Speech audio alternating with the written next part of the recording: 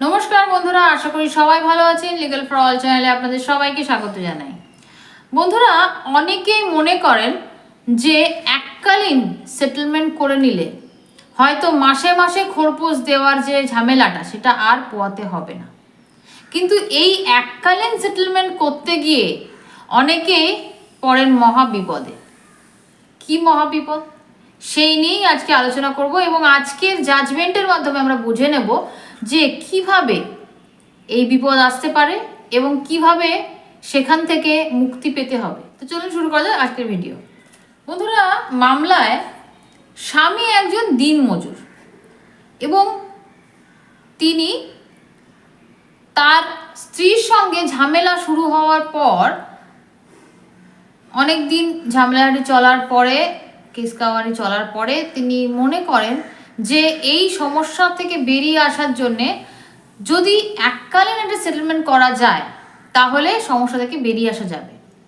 এবং স্ত্রী, তার বাড়ির লোকজন এবং হাজব্যান্ডের বাড়ির লোকজন, হাজব্যান্ড একটা সেটেলমেন্টে আসেন যে 60,000 টাকা স্ত্রীকে দেওয়া হবে এবং স্ত্রী পরবর্তীকালে ভবিষ্যতে আর কোনো দিন খোরপোশের জন্যে কোনো মামলা করবেন না কিংবা খোরপোশ চাইবেন না। এবং স্ত্রীও কিন্তু সেই যে সেটেলমেন্ট, সেই সেটেলমেন্টে রাজি হয়ে যান এবং 60,000 টাকা নিয়ে চলে যান। গল্প কিন্তু এখানে শেষ নয়, গল্প শুরু এখানে। সেটেলমেন্ট হওয়ার পর আপনাদের কি মনে হচ্ছে? সেটেলমেন্ট হওয়ার পরে স্ত্রী কি করতে পারে? স্ত্রী তো সেটেলমেন্ট হয়ে গেছে, এগ্রিমেন্ট হয়েছে, সুতরাং স্ত্রী যদি আবার খোরপোশ চায় সে কি আর পাবে?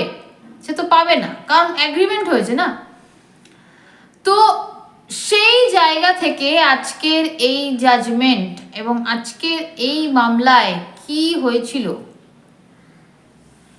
এরপরে স্ত্রী কিন্তু আবার খোরপোশের মামলা করেন এবং খোরপোশের মামলা করা হলে কোর্ট থেকে তাকে 6,000 টাকা প্রতি মাসে খোরপোশ অর্ডার করা হয় এবং স্বামী তখন এই জাজমেন্টের এগেনস্টে হাইকোর্টে যান এবং হাইকোর্টে গিয়ে তিনি জানান যে তার স্ত্রী একজন সুস্থ সবল মানুষ এবং সে অন্য একজনের বাড়িতে কাজ করেন এবং সে সেখান থেকে যে মাইনে পায় তাতে তার ভালোভাবে চলে যায়।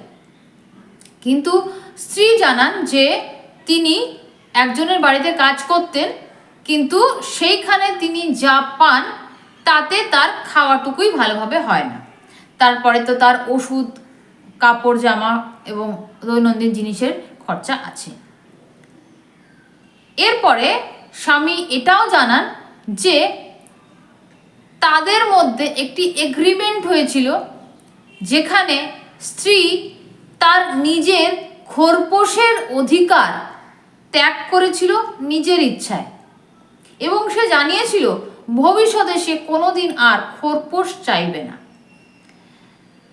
এখন যদি খোরপোশের অধিকার একবার ত্যাগ করা হয় নিজের ইচ্ছায়, তাহলে খোরপোশ আবার চাওয়া যায় না, এটা নিয়ম। তাহলে কি করে স্ত্রী আবার খোরপোশ পেতে পারে?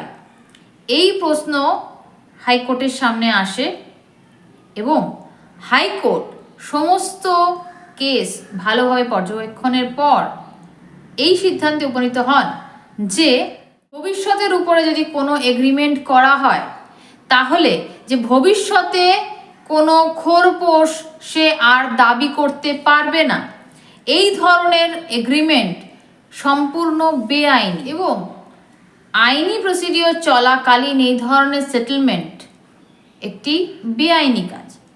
সুতরাং ওয়াইফের যে মেনটেনেন্স অর্ডার হয়েছিল, লোয়ার কোর্ট যে মেনটেনেন্স অর্ডার করেছিল, সেই মেনটেনেন্স অর্ডার কিন্তু হাইকোর্ট বহাল রাখেন। তার কারণ যেহেতু এই এগ্রিমেন্ট ভয়েড, সুতরাং তার খোরপোশ চাওয়ার অধিকার কিন্তু শেষ হয়ে যাচ্ছে না, সেই কারণে সে খোরপোশ কিন্তু পাচ্ছে। তো বন্ধুরা, এই জাজমেন্ট থেকে আমরা কি শিখলাম? এই জাজমেন্ট থেকে আমরা এটা শিখলাম যে যদি এই ধরনের সেটেলমেন্ট আপনাদের মনে হয় যে এই ধরনের সেটেলমেন্টের একটা জায়গা আসছে, কেস চলাকালীন হঠাৎ দুই পক্ষ মনে করছে যে এবার একটা সেটেলমেন্ট করতে হবে, এবং সেটেলমেন্ট করছে এই বলে যে খোরপোশ ভবিষ্যতে সে আর চাইতে পারবে না, সাবধান করব তাদেরকে যারা এই ধরনের সেটেলমেন্ট করছেন। কারণ এই ধরনের সেটেলমেন্ট করলে যে টাকা আপনি এককালীন দিচ্ছেন সেটা তো আপনার যাচ্ছেই, উপরন্তু আপনার উপরে খোরপোশের মামলাও হতে পারে, এবং তার থেকে অর্ডার যেটা হবে সেটা কিন্তু আপনাকে দিতে হবে। সুতরাং বুঝতে পারছেন যে এই ধরনের সেটেলমেন্ট থেকে আপনাদের সতর্ক থাকতে হবে। যদি সেটেলমেন্ট হয় তাহলে আপনাকে এটাই বলতে হবে যে মিউচুয়াল ডিভোর্সের মাধ্যমে সেটেলমেন্ট হবে, মিউচুয়াল ডিভোর্স হবে, এবং মিউচুয়াল ডিভোর্সের পর এককালীন খোরপোশ হিসেবে টাকা আপনি আপনার স্ত্রীকে দেবেন। এই জায়গায় যদি আপনারা আসতে পারেন তাহলে এটা কিন্তু সেফ। কিন্তু তার আগে এই ধরনের কোনো এগ্রিমেন্ট যদি হয় তাহলে সেটা কিন্তু কোর্ট মানবে না, আপনি পরবর্তীকালে ফেঁসে যাবেন। তো আজকের এই জাজমেন্ট আপনাদের মনে হয় খানিকটা সতর্ক করতে পারলো, খানিকটা আপনারা বুঝতে পারলেন আপনাদের কি কর্তব্য এই সিচুয়েশনে। তো যদি ভালো লাগে আজকের আমাদের এই ভিডিও তাহলে অবশ্যই লাইক, কমেন্ট, শেয়ার করবেন, সাবস্ক্রাইব করে অবশ্যই আমাদের পাশে থাকবেন, বেল আইকন প্রেস করতে ভুলবেন না। দেখা হচ্ছে পরবর্তী ভিডিও, ততক্ষণ ভালো থাকবেন, সুস্থ থাকবেন, নমস্কার।